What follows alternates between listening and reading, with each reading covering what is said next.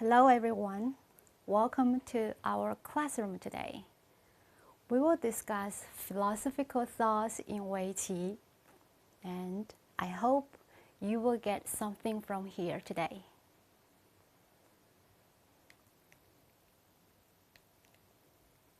Now first, let's see an introduction in Chinese. If you don't understand anything from here, don't worry, because after it, we'll discuss it step by step. Enjoy it. 这就是围棋棋盘，黑白双方交替落子，尽可能圈占更大的地方。一个棋子在棋盘上，跟它紧挨着的空白点就是这个棋子的气。注意，必须是这个棋子横线和竖线上紧挨着的空白点才算，斜线上紧挨着的空白点不算。所以，一个单独的棋子最多可以有4口气。如果这个棋子在边上，就只有3口气；如果在最角落，就只有2口气了。多个相同颜色的棋子靠在一起，就变成了不可分割的整体，它们的气就要加在一起数。也就是说，这一堆棋子组成的整体可以拥有很多口气，比如这样，比如这样，再比如这样。多个棋子在什么情况下算是一个整体呢？你看这2个棋子在横线上紧挨着，所以它们俩就是一个整体。再看这几个在竖线上贴在一起，所以它们也是一个整体。再看这些棋子也是一个整体。而这2个呢，虽然也紧贴在一起，但却是斜线上相邻，所以不能算是一个整体。如果棋子的气全都被对手占据，那这个棋子就处于无气状态了。无气的棋子不能留在棋盘上，也就是被吃掉了。假设你是黑方，你的棋子被吃掉，你可以继续在这个位置落子吗？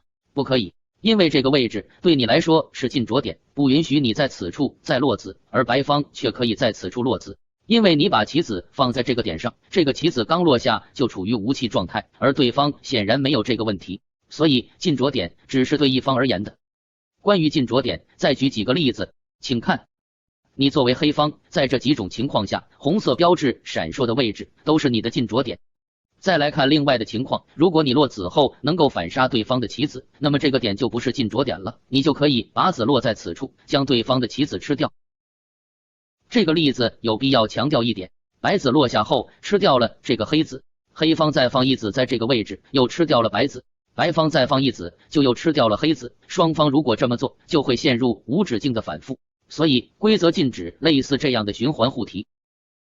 规则允许的做法是这样的，当对方落子吃掉了你方的子，你在这里落子虽然也能立即吃掉对方的子，但你要先到别处下一招，比如这里，对方应一手之后，你才可以回到老地方吃掉对方那个子。规则这么定是为了让整个棋局的形势持续发生变化，避免双方陷入无解的僵局。现在围棋的基本下法你已经了解了，怎样算赢，怎样算输呢？很简单，围棋，最后谁围的地盘大，谁就是赢家。下棋下到最后，361个交叉点都已经瓜分完毕，这就是终局。大家来数一数各自占领的交叉点的数量，谁多谁赢。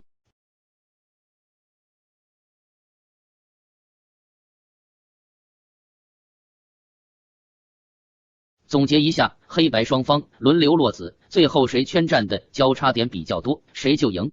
棋子必须有气，如果无气就要被拿出棋盘，你不能把子落在无气的点，除非你能反杀。上下左右相邻的同色棋子组成一个整体。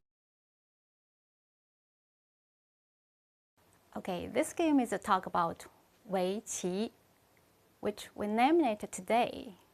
But in the ancient of China, we call it Yi or Qi. As you know, the character here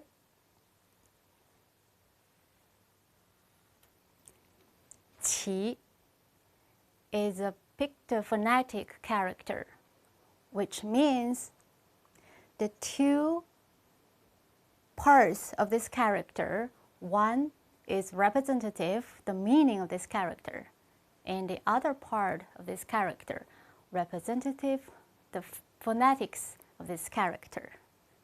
So the upper part, qi, give the pronunciation of this character. And the lower part,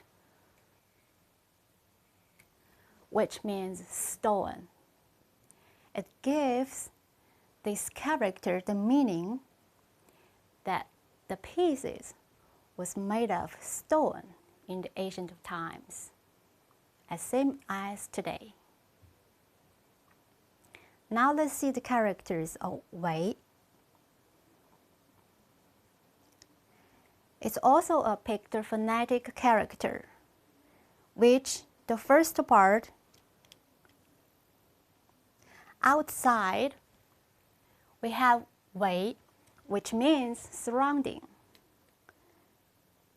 Be carefully, it's not 口 mouth, because mouth is smaller than this one.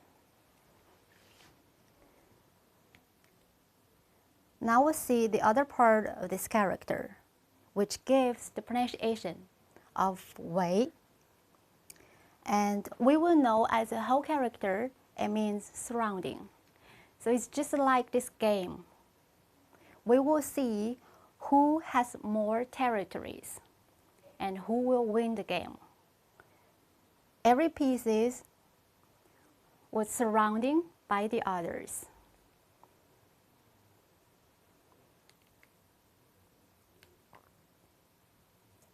Okay, now let's see the other character, qi. So this time, please tell me which part is the meaning part and which one is the phonetic part.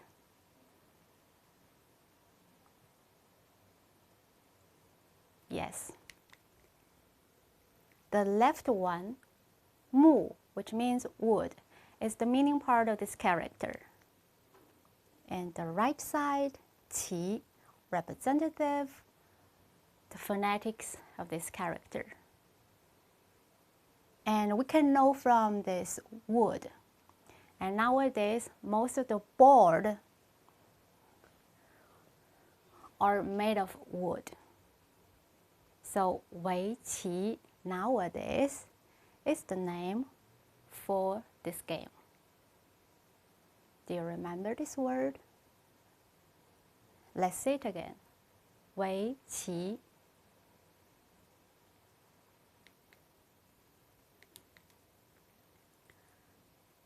Okay, let's now to see the origin, the spreading, and development of Weiqi. Here you will see these four characters: qin, qi, shu, hua. Yeah, qin. There is a picture here, which is gu zheng. It's one of the ancient qin in China. As you know, we have also gu qin, which is the instrument. Qi, you see here, is Weiqi. Shu means calligraphy. In the ancient time, even nowadays, people write in brush. So it's calligraphy.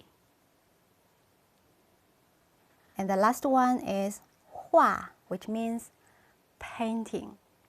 The Chinese painting, which we use also ink to paint. And these are the four ancient arts in ancient China.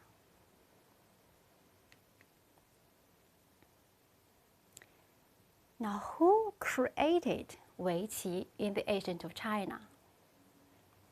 It is said in a book, a person who in Jin dynasty, the name is Zhang Hua, and he said in his book, 尧造围棋，以交子丹朱.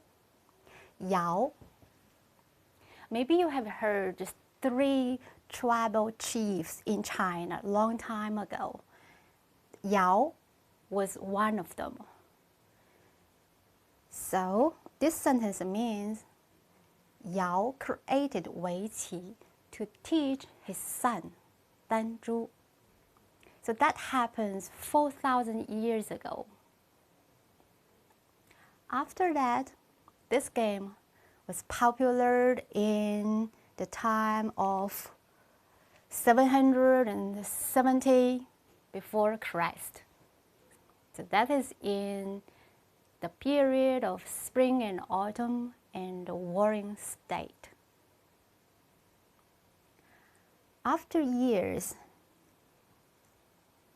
at about 2,000 years ago, in south and northern dynasty in China, that Weiqi are created more organizations.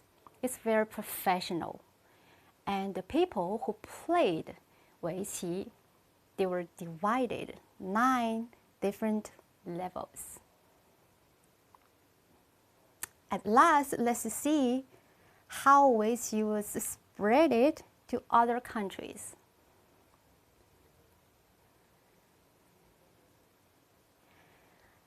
In 7th century, Weiqi was spread to Japan from Korea.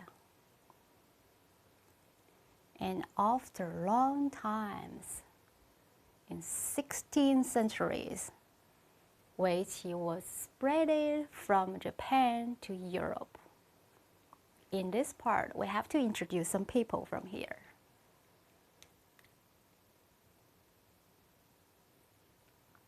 The first one is Italian, and his name is Matteo Ricci, who was very famous in China as the name of Li Ma Dou, who had lived in China for many years and wrote a lot of books about Chinese lives. And in one of his books, he wrote also this game. In China, many people play this game. And the second person is Oscar, who was born in 1853.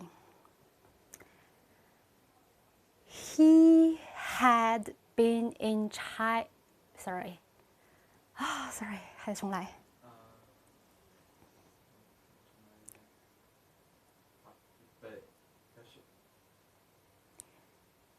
Now the first one is an Italian, whose name is Matteo Ricci.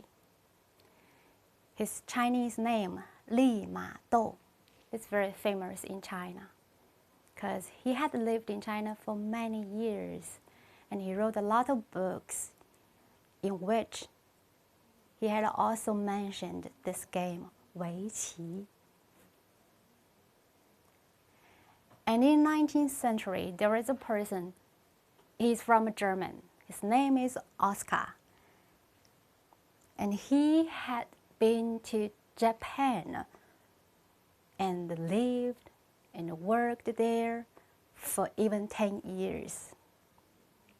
When he was there, he studied Weiqi from the Japan. This is not the only thing he done there. He also wrote many things about Weiqi history, rules, and techniques. But these all books was written in Germany. What luckily is, 25 years after his death, in America, it was published what he wrote before. The book named The Theory and Practice of Go. It was published in America. And this book really helped more people out of China to know about what is Weiqi and how to play it. And you will see in this book, it is translated English of this game to Go. Why is Go? Maybe you still remember we talked about the Chinese characters, and the ancient one, we call it Qi, which has the upper part Qi and the lower part stone. Exactly. It's that character was spread in Japan. And when this German wrote his book, he also used the pronunciation of that character in Japan, go.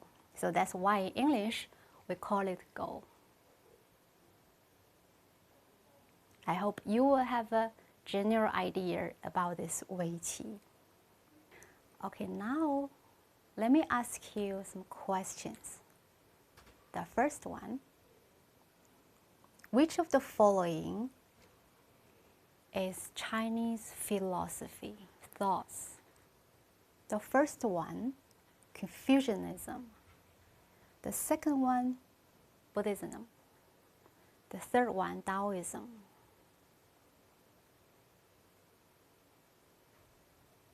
Maybe you have your own idea. The correct answer is all of these three ideas. They're philosophy of China. In Chinese, we call it 儒释道. The second question, what is the earliest philosophy in China?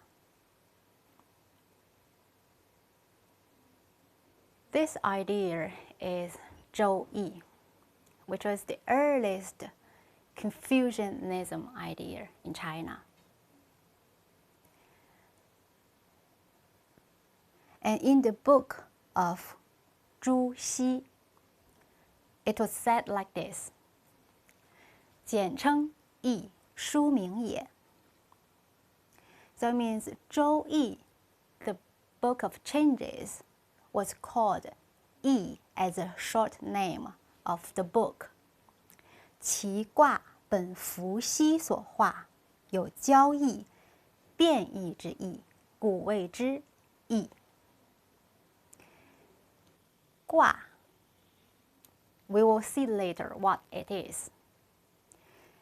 卦 was drawn by Fu Xi, this person.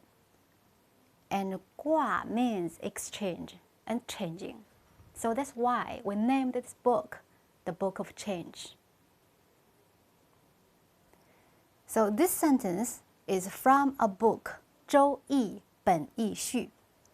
Who wrote this book was Mr. Zhu Xi.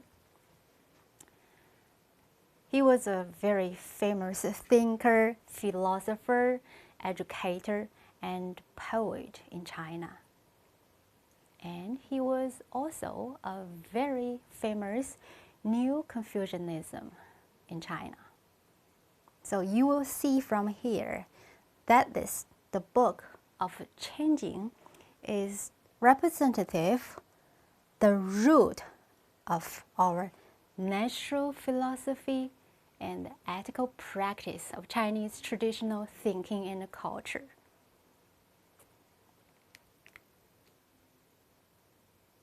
So you remember last page we talked about 卦, what Fu Xi draw. So let's see what Fu Xi draw in the book of changing. This is what he drew. We can see two parts from this picture. One is in the middle, the round one. What can you see from here? Or maybe someone know the name of it. We call it yin yang yu.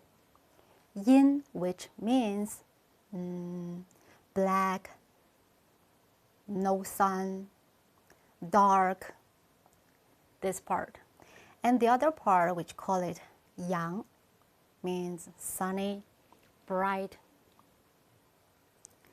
And you will see this round picture in the middle. We call it 太极.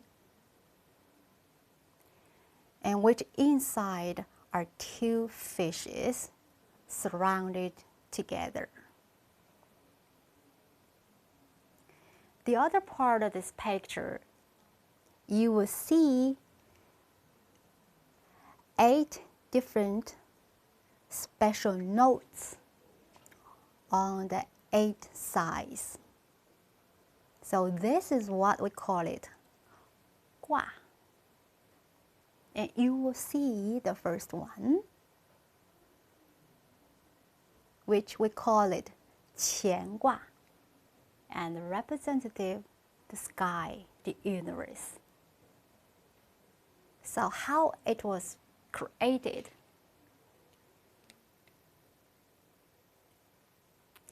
In the book of changing, it is said like this.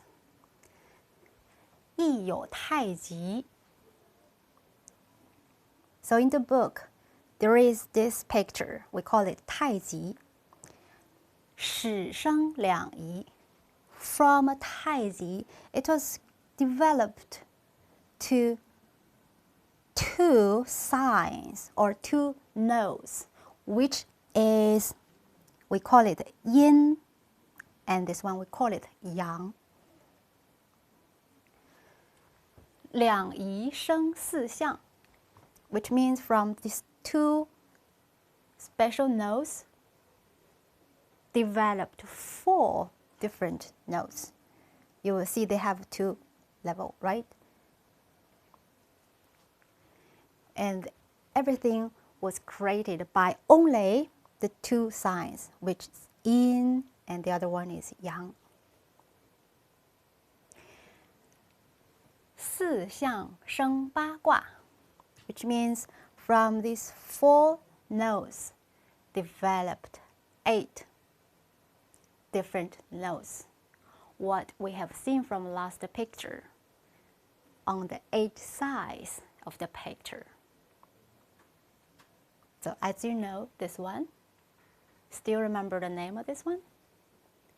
乾卦, which representative the universe, the sky.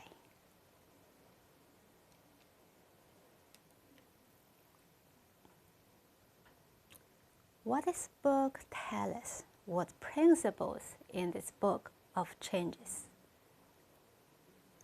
Let's simply say there are 3 things it tells us. The first one is simplification. So everything generally you can think about it as simplification at the end. And the second idea is unchanging. It represents the law of the nature. Because everything we see, they're moving, they're changing. But they have to move and change according to the natural rules. And they were never changed by the root. The third idea of this book is the most important thing. It means changing. Changing at any time in this world.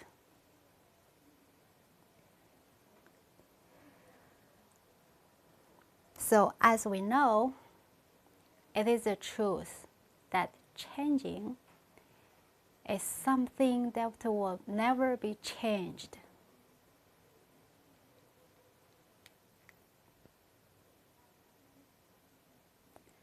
Okay, now let's go to the first step to know Weiqi. Go. We will discuss it from 3 parts.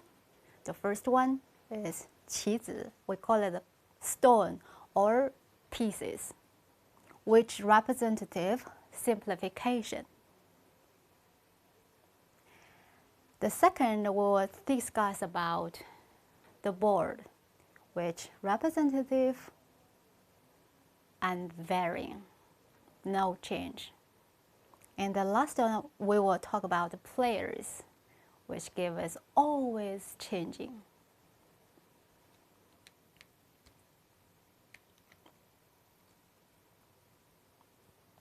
So first, let's see this board.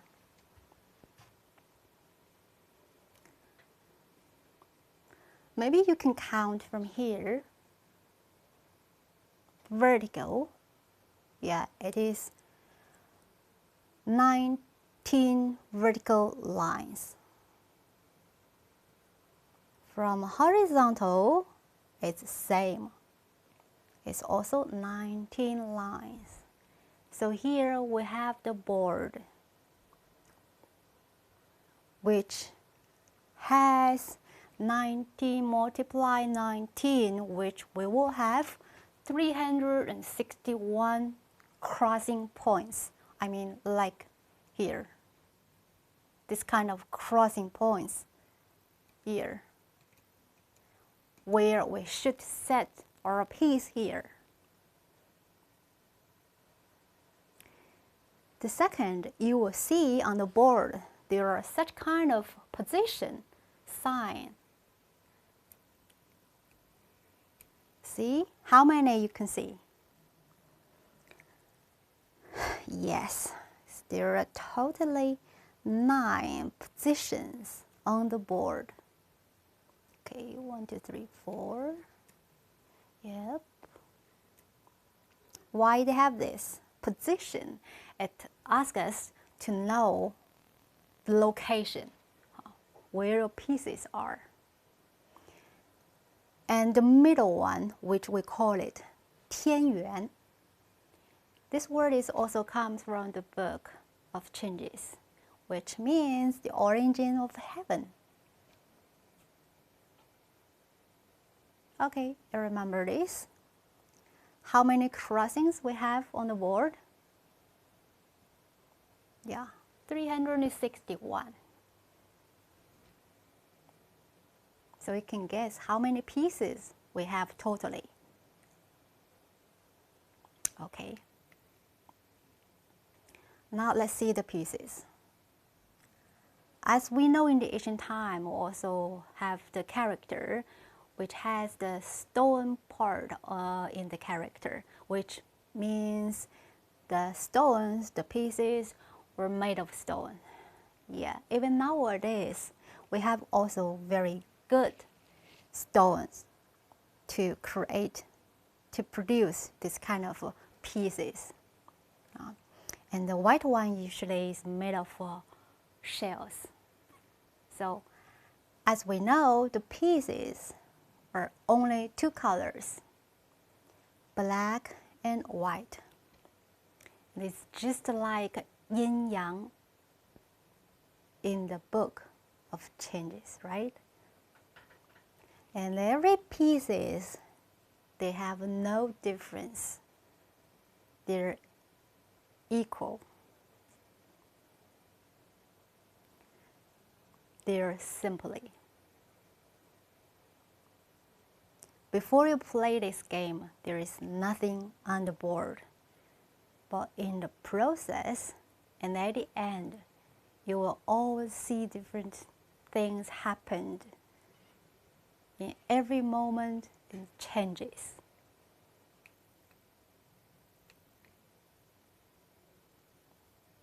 Now let's see the players who will change this game all the times.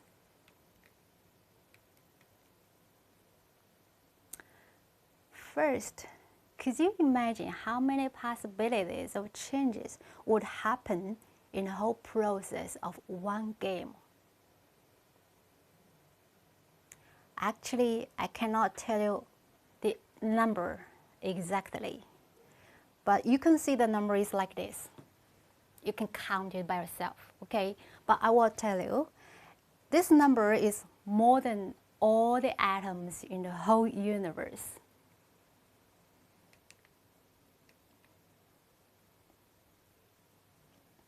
From this part, I will read here. 对局中，双方的棋子从无到有，从弱到强，从个体到整体。棋子之间既有矛盾，又有联系，互相依赖，互相影响。So let's talk about why we have so many changes in the process of this game. So we can see in the process, the players from 2 sides that they set the pieces from 0 to the end. And their pieces is from weak to strengthen, from a single to a whole part. And every piece is, in fact, they're connected to each other. they're interdependent each other, and they reflect each other.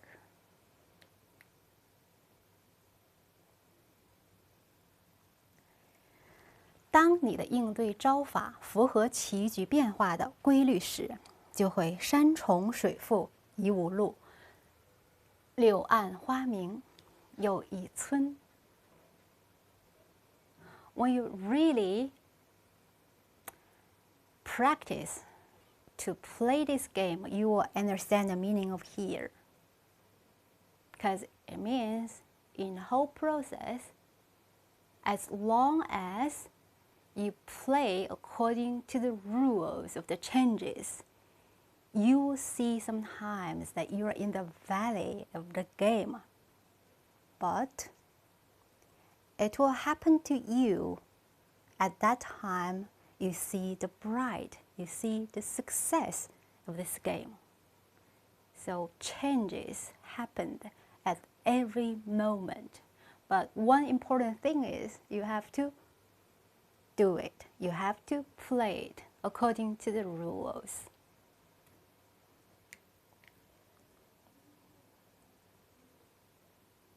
Now let's talk about the etiquette in this game. First, we talk about it from before the game. So first, the two players to respect each other from shaking hands or to nod to each other. And here, there's a word, 下手方应主动整理棋局. So before the games, there are master people to set the board, to set the boxes of the pieces. So who will do this? Here, it tells us 下手方. As we know in Chinese, 下 means under or lower. So here it means the lower level player. 手 is a player, because we can call the person who played this game 棋手. So 下手 means the lower level player. Usually it's people who are younger or who has less years of play this game or who has less level of this game.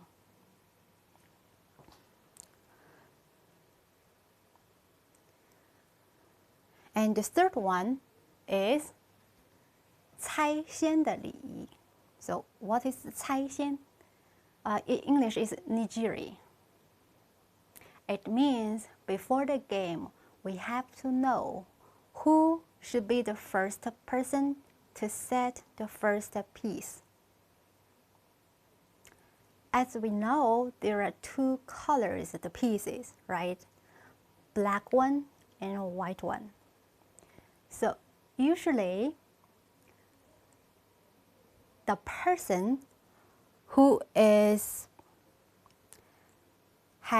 upper level, or the person who is senior or is the defender who will hold the white piece. And he will draw some numbers of the pieces out of the box.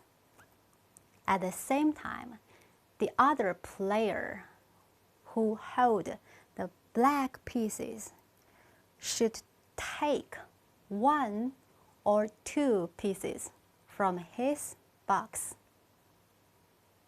which means one black piece means, I guess, the number of the white pieces is odd. So if he is correct, he will hold the black color piece, because that means who hold the black color piece, who will go first. Black piece go first. And he can also take from the black box 2 pieces, which means he guessed the number of the white pieces are even. And if he loses the number, the other side, the other player will take black piece who go first. I hope you understand here, okay?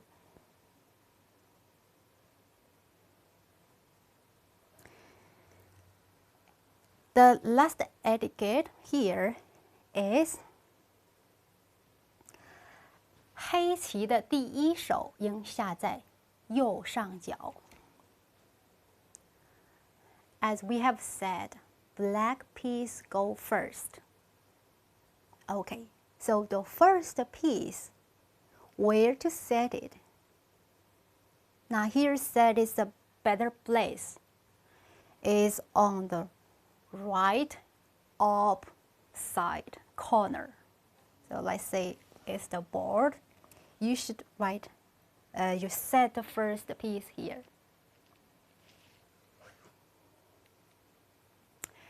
Why we do this? Because if you set this piece here, it's very convenient for your opponent to set his first piece here, which means it is the most convenient place for him to set piece.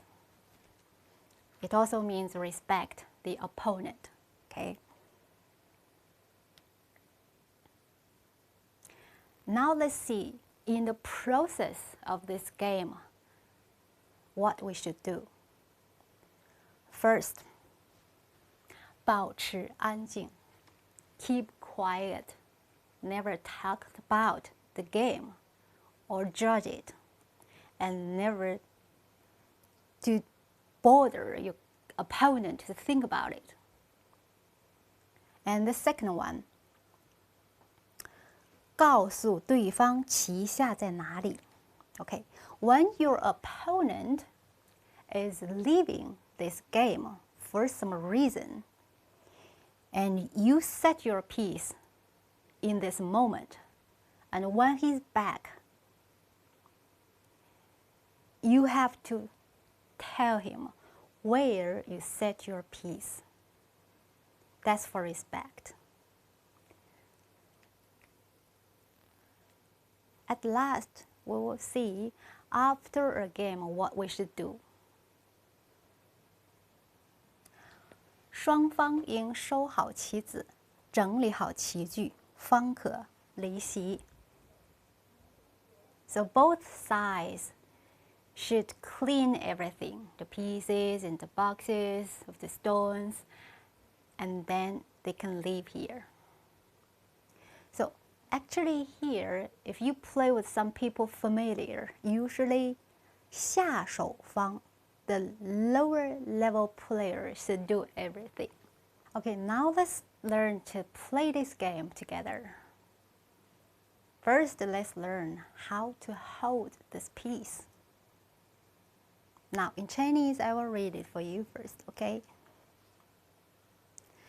从棋盒中轻轻拿出一枚棋子，以食指和中指的指尖夹住棋子，中指在上，食指在下，准确地将棋子轻轻放在棋盘交叉点上。Okay, here we will see in the picture. We use 2 fingers, the middle finger and point finger, to hold the piece, which you should the point finger upper and the middle finger upper and the point finger at the lower place, like this. Okay, and then from the box, you take it slightly, without sound, and then set your piece on the crossings. Once, only once. After this, you cannot change the position of your piece. Now let's start from 猜先. You still remember what we talked about 猜先? Yes, to see who is the first player and who takes the black piece, right? Okay, now the black piece go first. Maybe you still remember where to set the first piece for the black player. Yes, this one.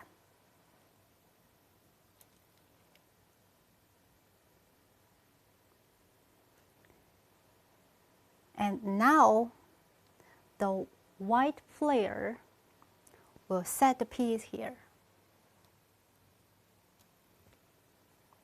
Here is 1, okay?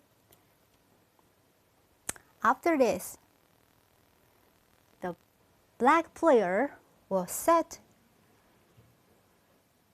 here, which is the third step, okay?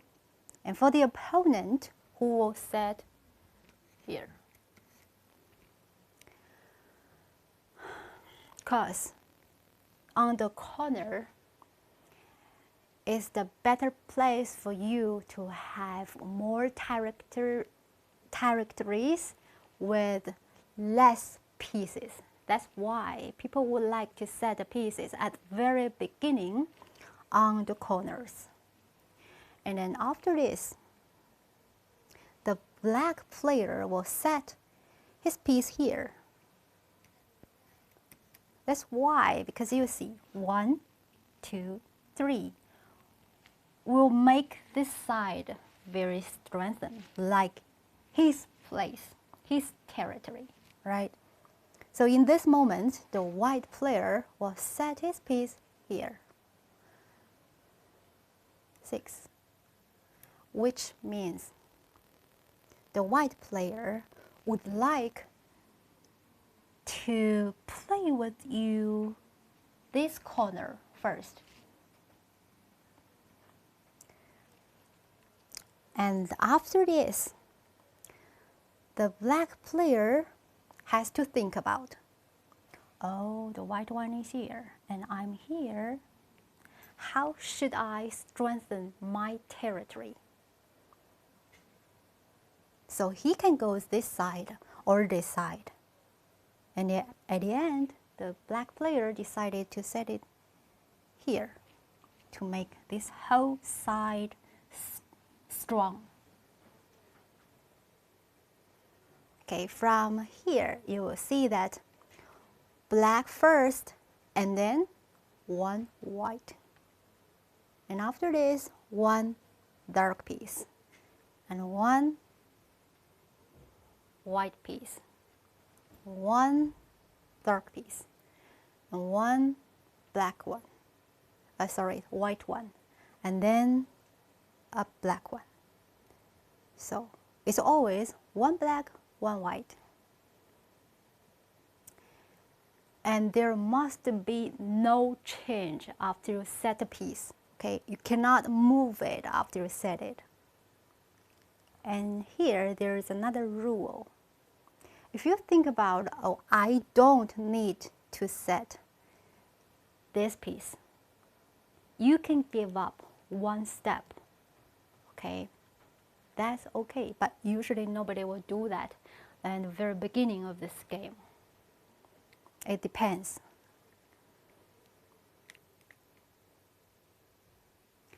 Okay, now let's learn about a Chinese word, qi, which means liberty. It's a very important word for this game. What is qi? As you know, there is a piece here, and which connected with this piece.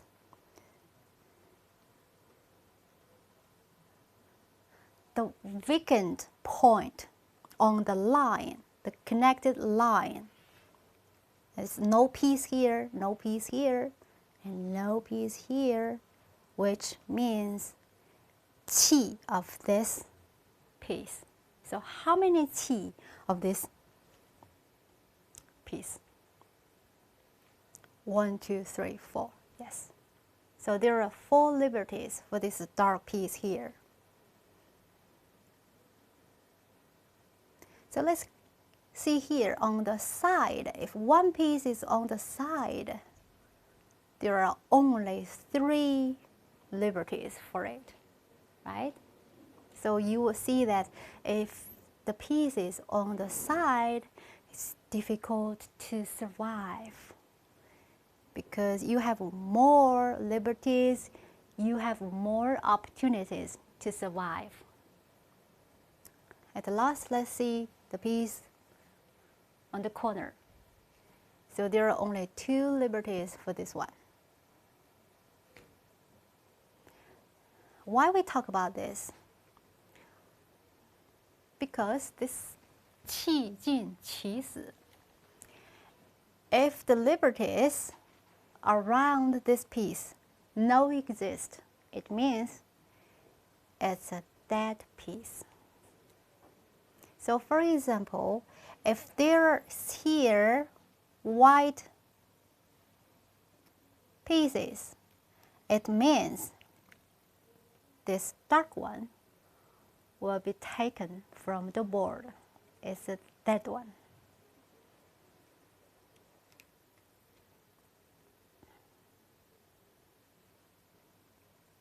In this situation, if the dark piece has a partner connected with him on the line, let's see what happened to it. Originally, for one piece, there are only 4 as more as 4 liberties around it. But now, if he has a partner with it, it increases the liberties, right? So here it is 1, 2, 3, 4, 5, 6 liberties for the 2 pieces connected together.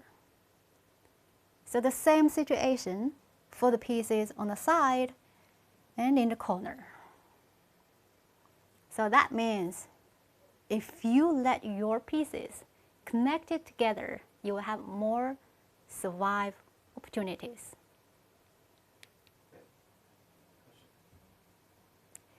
Now let's count the liberties. Do it yourself. First, let's try this one.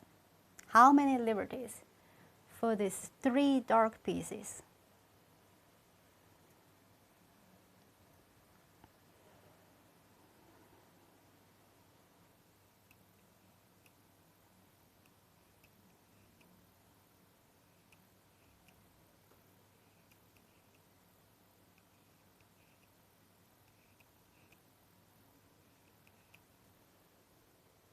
Okay.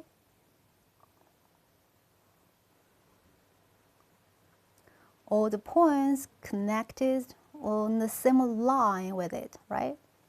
So there are 1, 2, 3, 4, 5, 6, 7 liberties for these 3 dark pieces together. Okay, now let's see how many liberties for this group.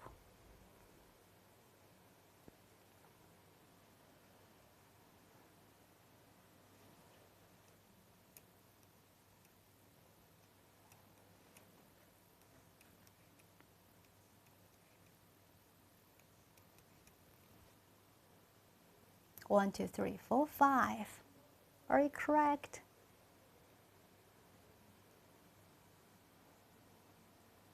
And the corner for this one,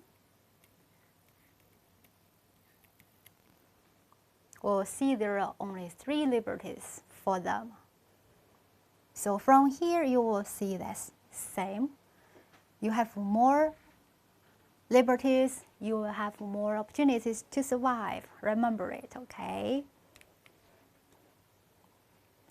And now let's try some different groups of pieces to see how many liberties around them. From the middle one first.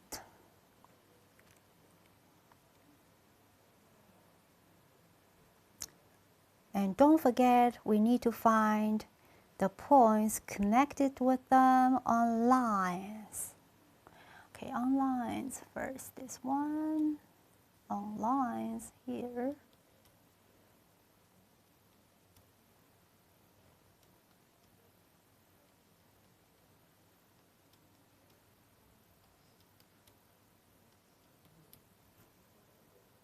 Is that all liberties for it? Okay, now let's see this one on the corner.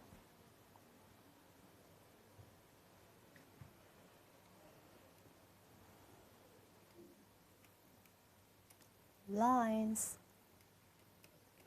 lines, okay. And this one.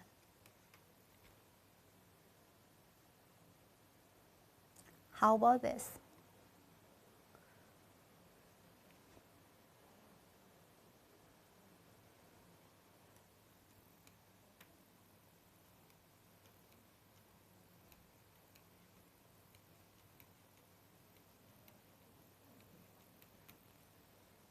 So there are totally 6 liberties for this group of pieces, right? Now let's see this group.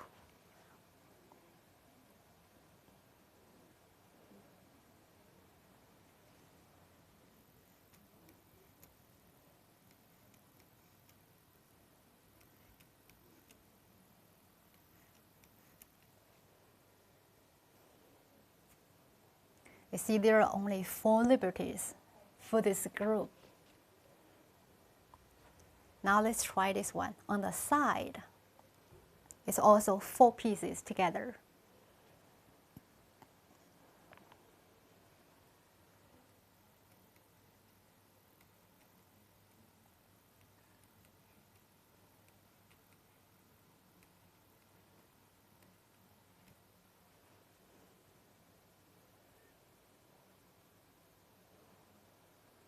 So there are 6 liberties around here, right? Now let's see this side.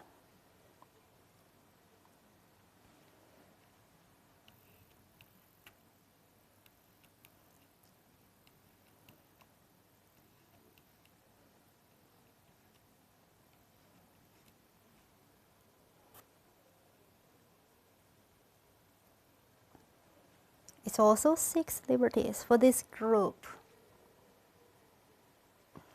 Now, try this one.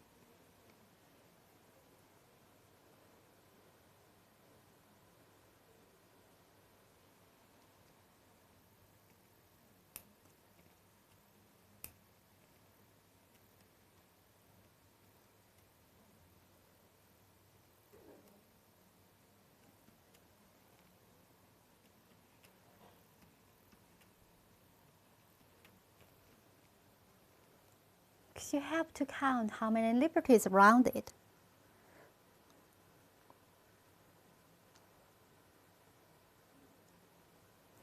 At last, let's see this group. How many liberties around this group?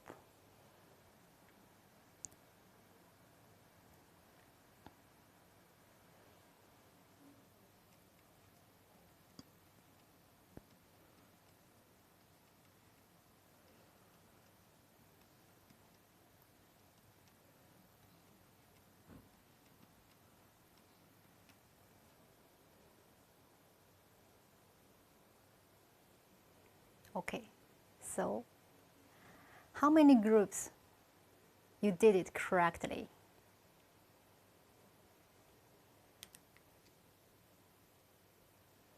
Now let's see another situation, because you're not the only player on the board, right?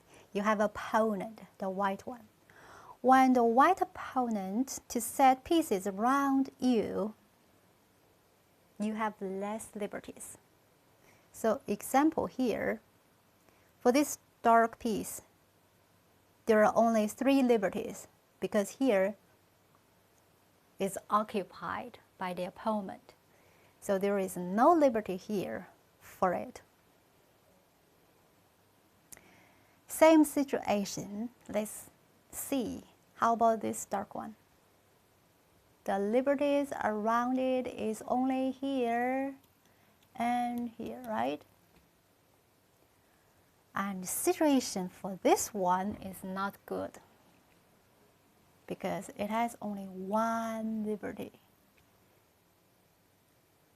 which is very dangerous for it.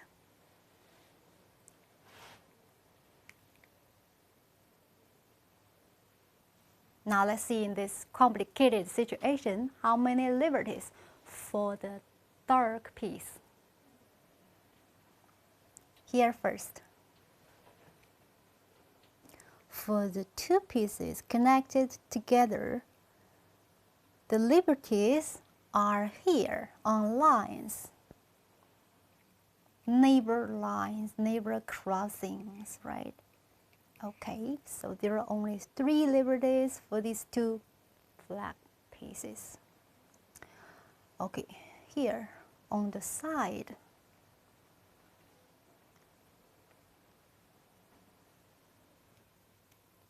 only 2 liberties for this group. And how about on the corner? It's same situation. If you have component pieces here, you have only 1 liberty, which is very dangerous. Why is dangerous? Because if the piece has no liberty surrounded, it is a dead one. It will be taken from the board. For example, here, if I set white piece here,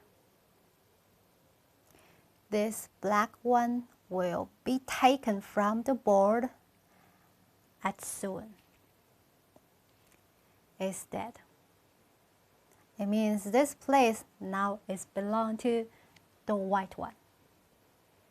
You have lose 1 territory. So same situation for here. If I set a white piece here, this dark piece, dead. It will be taken from the board as soon. And the corner is same. If I set piece here where it's the only liberty for the dark one will be dead as soon. I will take it from the board. And this action, we call it capture. 提子 capture. You capture the pieces of your opponent.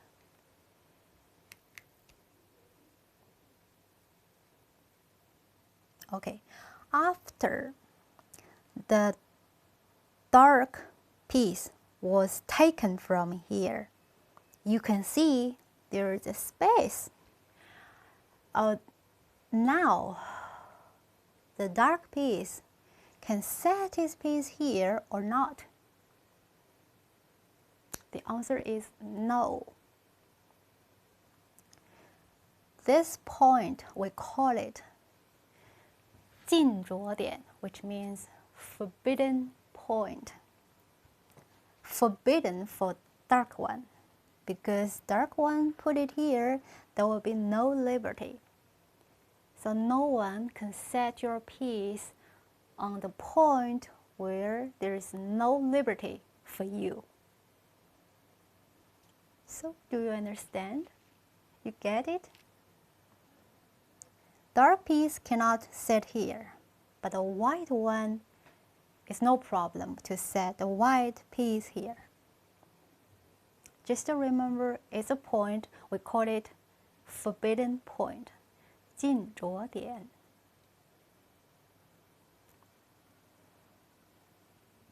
But there is an exception. Which exception? If the dark piece put here and at the same time you can capture your opponent's piece, that's no problem to set your piece here. Okay? So only when you set your piece in the forbidden point to capture your opponent's piece, that's no problem.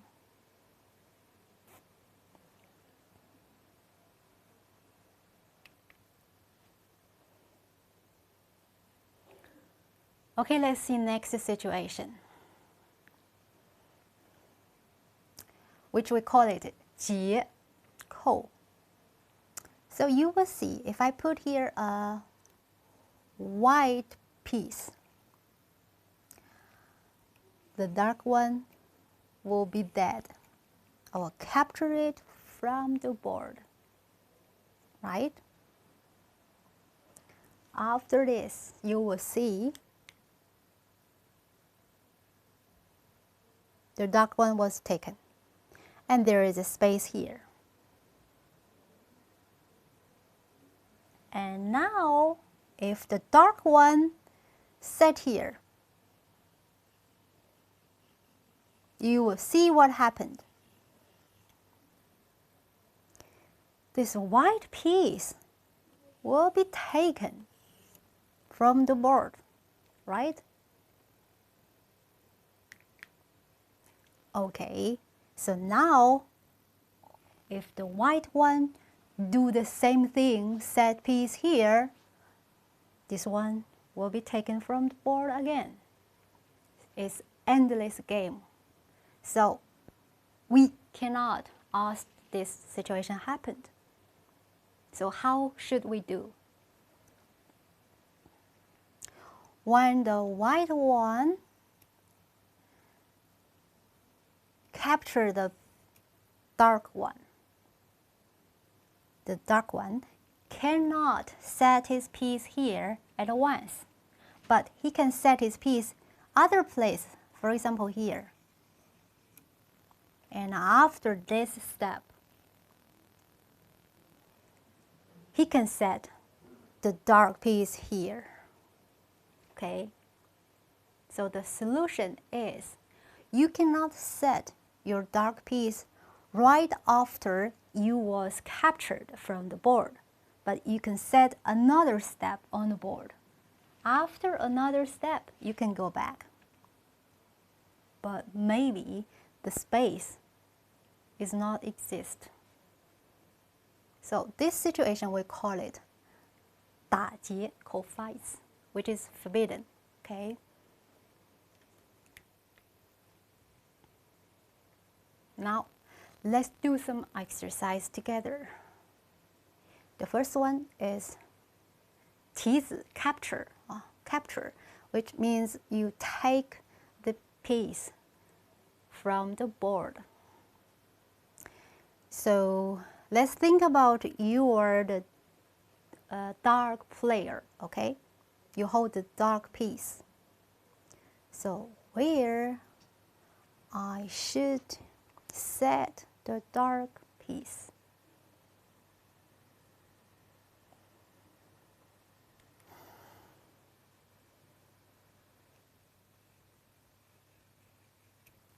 Here.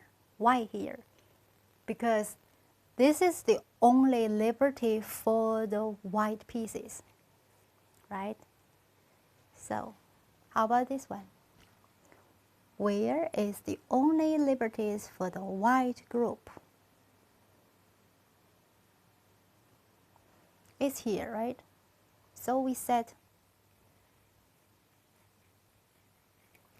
dark piece here. How about this one?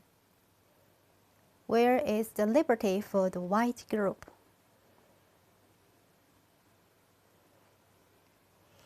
Yeah, you will see it's here. Obviously, right? And how about the last one?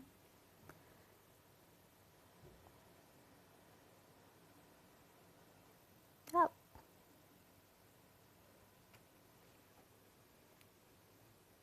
Is it easy? Well, I think it's okay for you. Let's continue.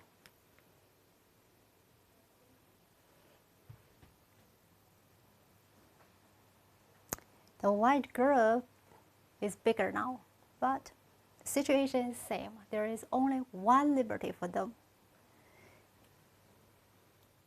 Here is the only one liberty. And for this group here, so after this set, I will capture these white pieces from the board. This one, yep, it's here. And the last one,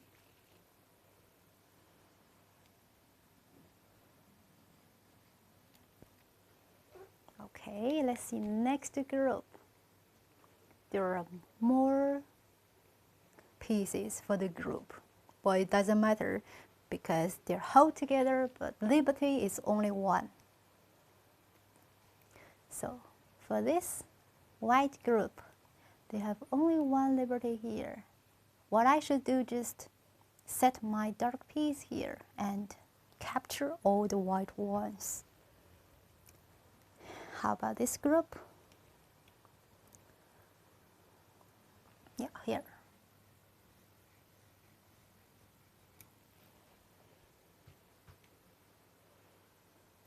And this group is here.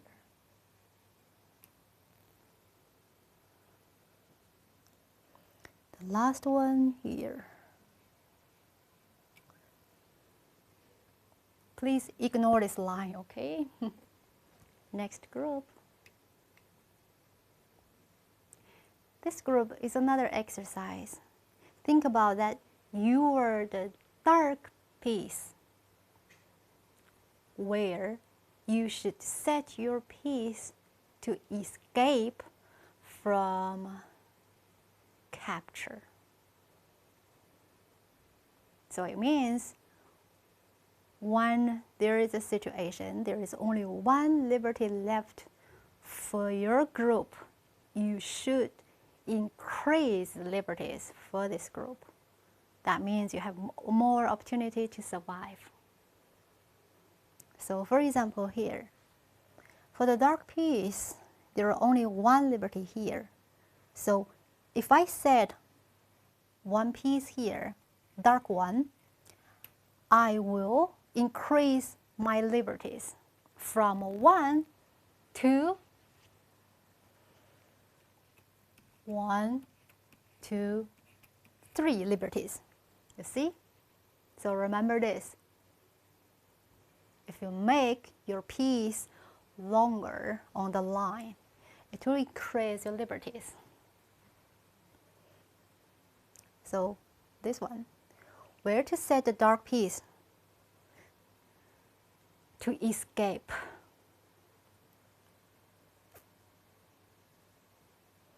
Yeah, obviously here, right?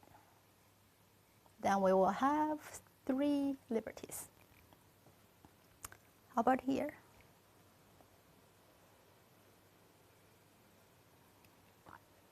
You found it?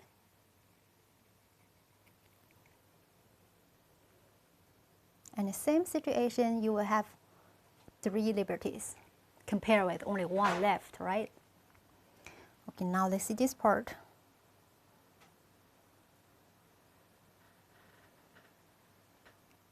I will set here,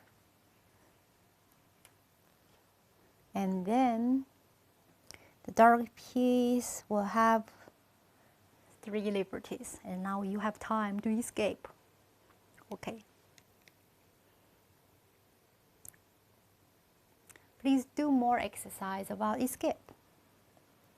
It's looked more complicated.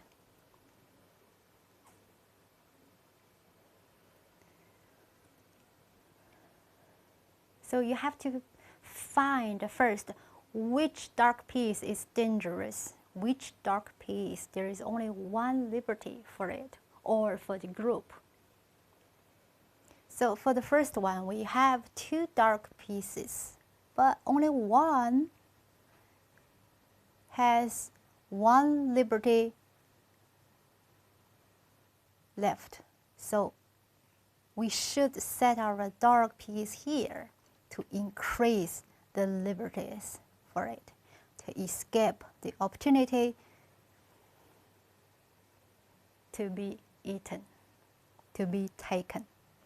So you see, when you have a friend around you, you will have more liberties.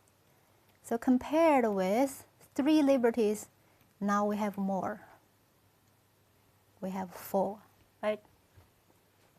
Okay, here, where to set dark piece to escape.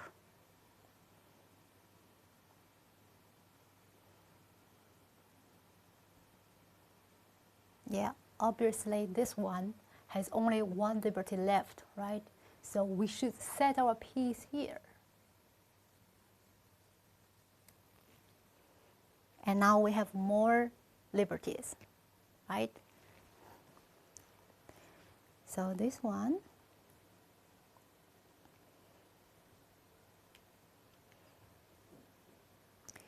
dark piece, rescue this one here,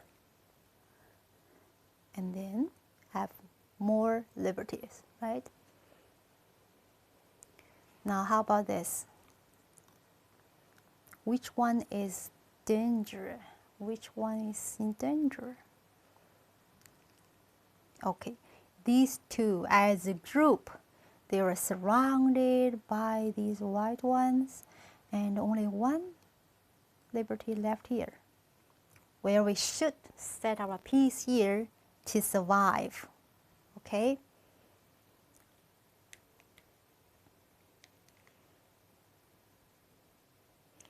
Now let's see another situation, connection. When you have, think about where the dark piece, okay? When you have 2 independent pieces on the board, if you can connect them, that's a very good way to strengthen your part. So, for example, here, if we set a dark piece here, we can connect the other 2. So, you see? It's a beneficial place for dark one, right? Even for the white one. So for both sides, it is a better place to set your piece there first. How about this one? Where to set the dark one? To connect your pieces. Obviously, it's here, right? And how about this one?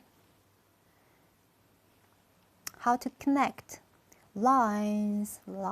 Okay, they have crossing lines, so here is the best place. How about this one?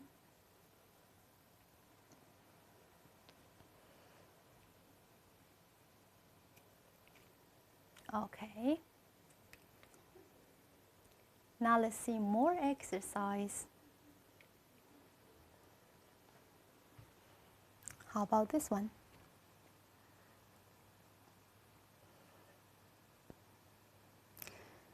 This piece is very lonely, but if we connect here, they're strong now, right? Stronger. How about this group?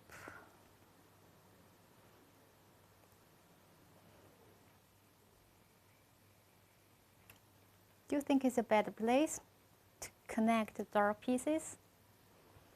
And how about this one? Where is the best place?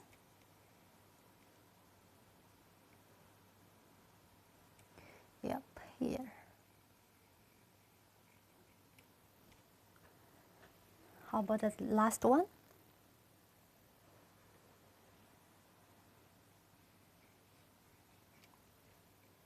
How do you think this exercise is?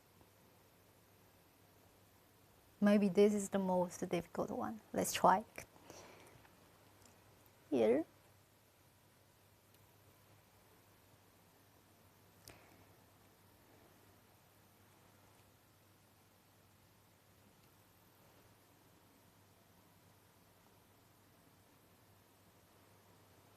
when you set one piece here, no single piece exists on the board, right? Now for the two different groups, I can connect it from here. So they are connected together. They are strengthened now.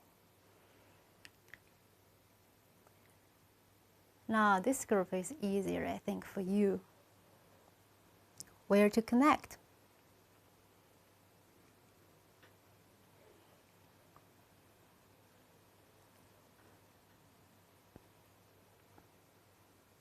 In fact, there are more opportunities, right? But if you connect here first, and then you can connect, it's up to the opponent, right? Where the white one will set the piece. But it doesn't matter. You have all more different opportunities to set the connected piece. So here is the most important place. How about this one?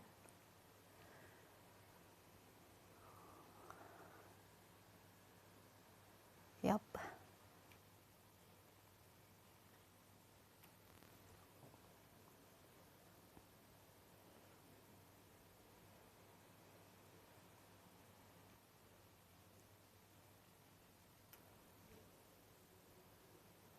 And the last one?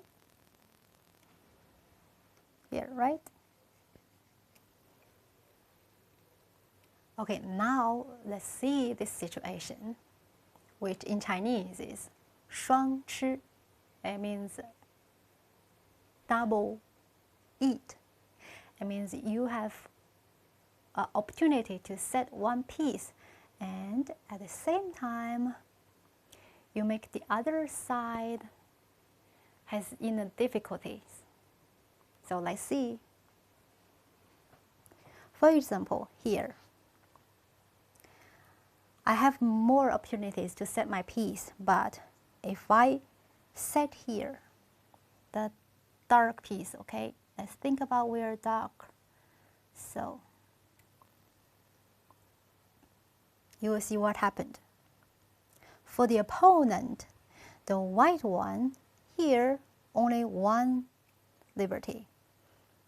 This place is also only one liberty. So in this situation, the white side is in the difficulties of choosing which one to rescue, right? But in any way that you have the opportunity to eat one of these after his set. So this is what we call it, 双吃. Now let's see here. Can you find this place to set the dark piece? And then you have two opportunities to capture the white one. Let's find it together.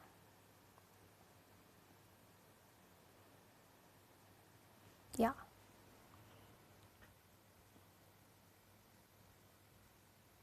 It's here. Because you will see this part. After this one set, there's only one liberty for this part. And same for this group, only one liberty for it. Right?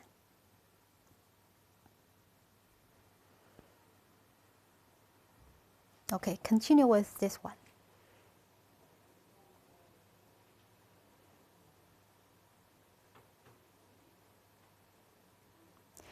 This one is a little different because you will see this dark piece is in danger. There is only one liberty left here. But don't worry, because I find a place. If I set my dark piece here and don't care the place of here, you will see what happened. Now for the white one, he should think about. He should rescue this one or this group, or to capture my dark piece. So in this situation, maybe I set my piece here can rescue my dark piece. At the same time, I have the opportunity to capture the white piece from these two places. So you will see there are so many changes on the board in every moment. How about this?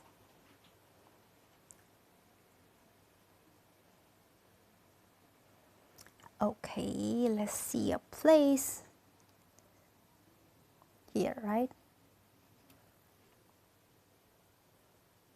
So after this set, one liberty for this white one liberty for this group.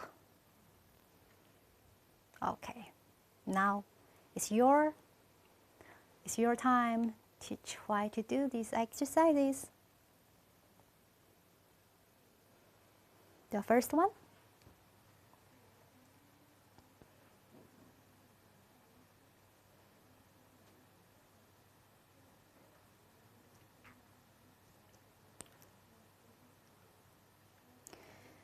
It's in danger, but no worry, because if I set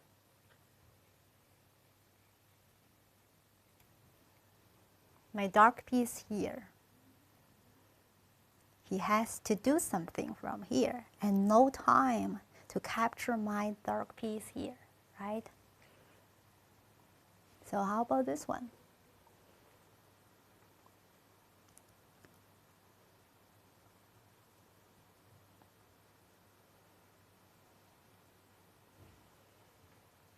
If I set the dark piece here, for this white piece there is only one liberty left. And for this group of white pieces, same situation.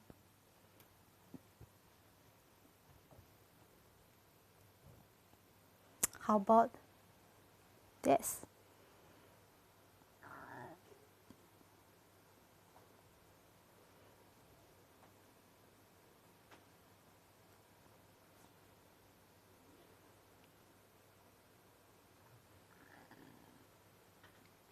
Okay, let's see together.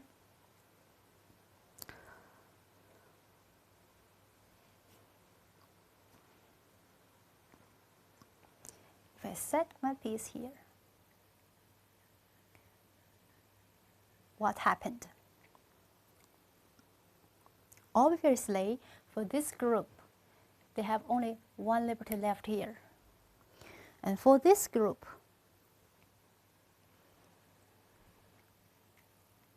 they has only one left here, right? How about this one? It's easy here. I think you're right. Okay, let's see more opportunities for us to learn this part, okay?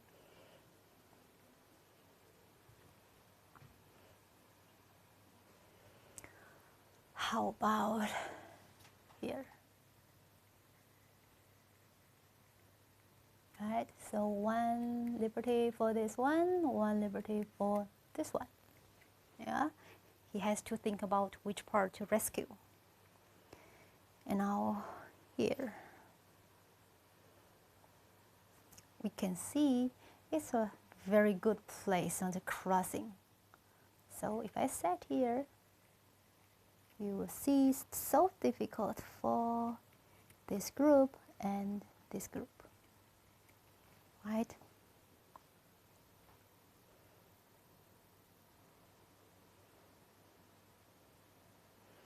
What happened here?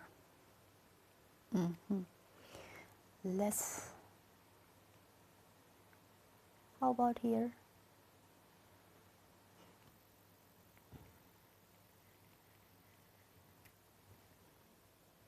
Now you can see on the left and on the right at the same time, the white groups, they have only one liberty left.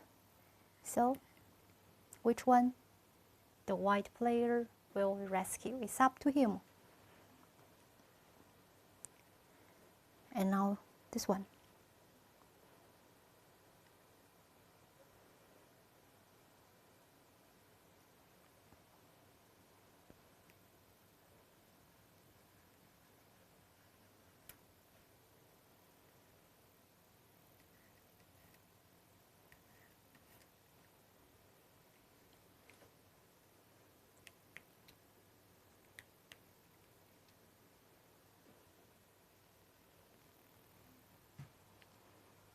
It's the same situation. Okay, let's see where to put the dark piece.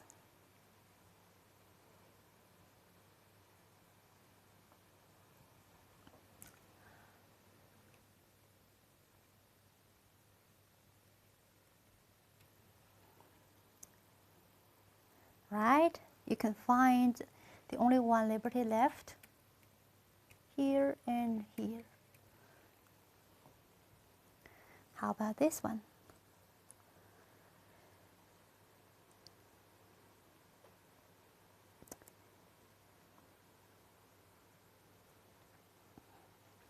This one at the same time, this dark one is in the danger, right? You can see it's surrounded by white pieces and only one liberty left.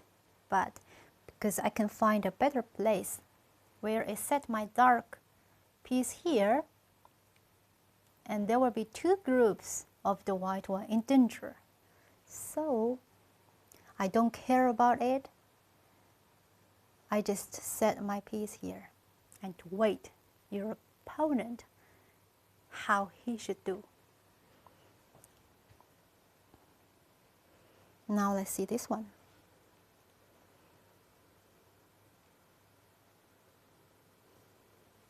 How about here?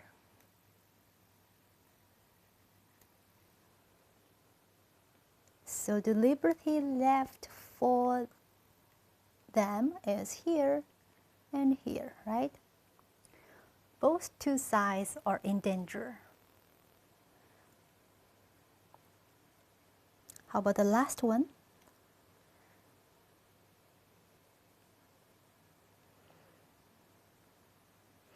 Here, you will see that on the lowest line, there is only one liberty left here and here, same. So, how do you think about this part? You can see that on this board, there will be many things happened. But we can make a conclusion. There's only 3 rules of them. One, we call it 天道, which is the rules of the universe.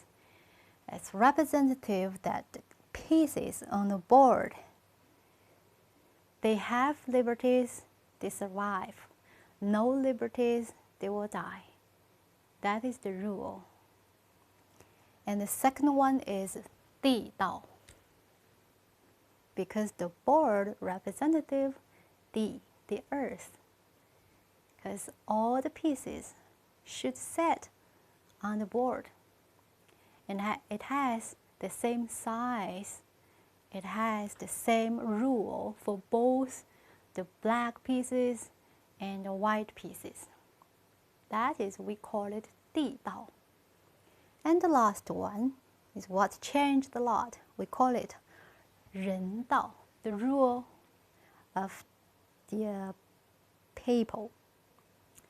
In this game, it has another name. We call it 手谈. 谈, as you know, it means 谈话, to talk, to speak.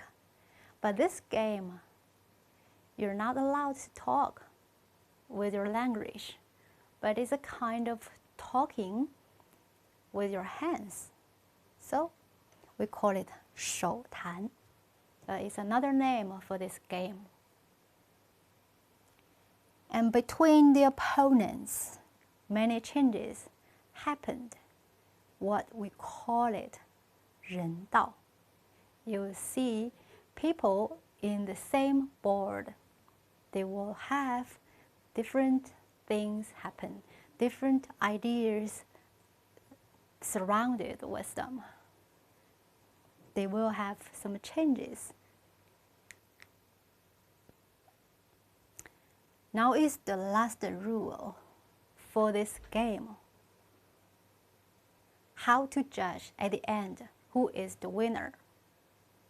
There is different ways to do this part, but here I will introduce you only the way in China. We call it 数子法, which means we count the pieces of the stone on the board. And we can also call it counting territories. Why? Because we not only count the pieces, you can see the spaces, right? So here in this part, the pieces will count for the dark.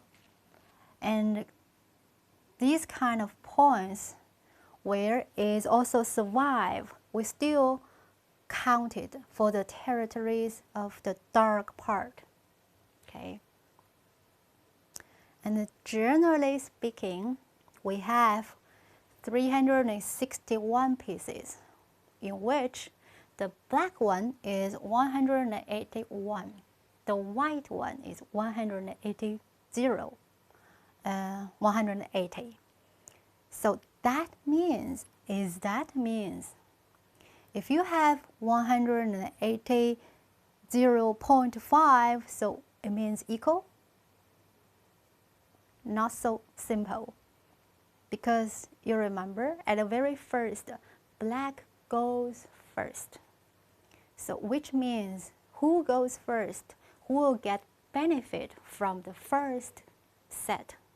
That's why at the end of the game, the black one, how many territories, how many pieces he has, we need to minus 3.75 from the pieces of the dark one.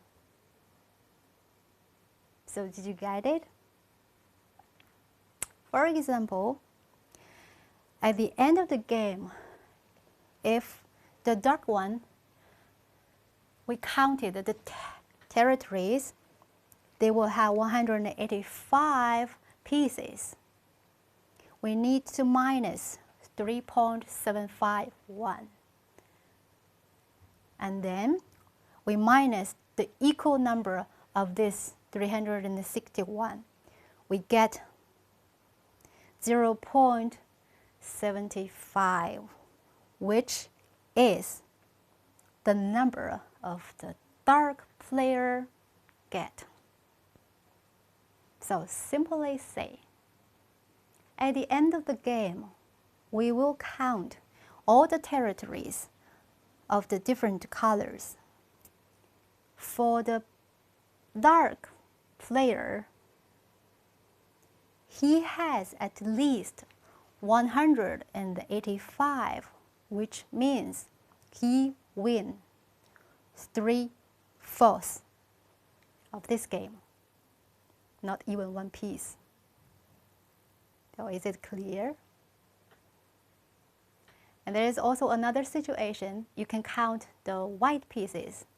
It depends. If the white pieces is less than the black one, you can choose to count the less one, the white pieces. So if you count the white pieces, 177 is the minimum number, which means the white piece wins 1/4. So simply saying, you just remember two numbers, 185, and the other one is 177 for the different players.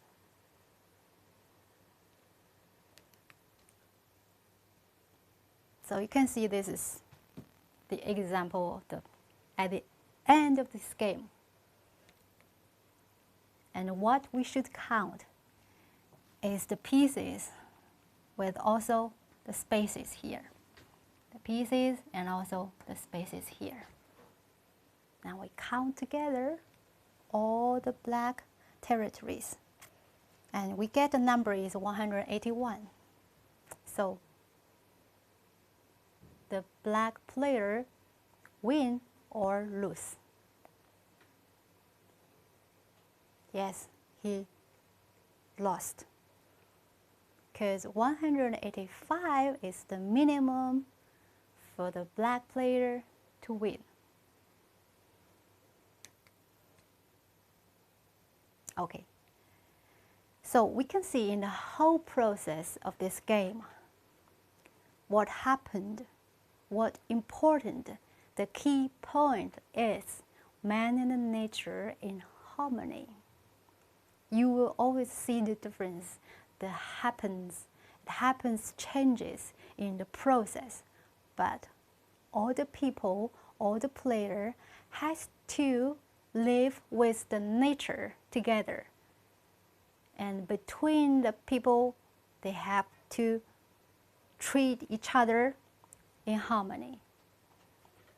And this is the only thing that we can live together with the natural world and make everything goes smooth.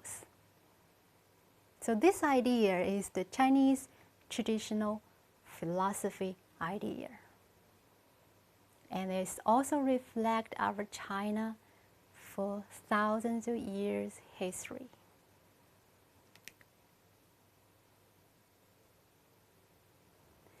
So Weiqi, this game, you can call it Go. It's easy to learn as beginner. The rules of it is very clear, it's simple, and easy to follow. But you wouldn't see the mystery and complexity involved in it until you begin to play it. As well as you would live in a life in harmony in this changing world, as long as you learn the rules and respect and follow the laws of the nature. That's what this game teaches. It's not only to win or to lose. Now, what's the picture here? As you know, our university is Shenyang 建筑大学, Shenyang 建筑 University. And in our university, you can see the river where we have fishes, we have also goose and swans, and also ducks. And in our campus, you will find also 稻田, rice fields, also grape yard, which we kept in this campus. Because before we built our campus here, there are some rice fields and grape yards, and we kept some of them in the campus. And we have also deer park and peacock park in this campus. As you see, this is a peacock cage. And before this peacock cage, you will see a stone. What is said on the stone? Let's see exactly. 和谐, it means harmony.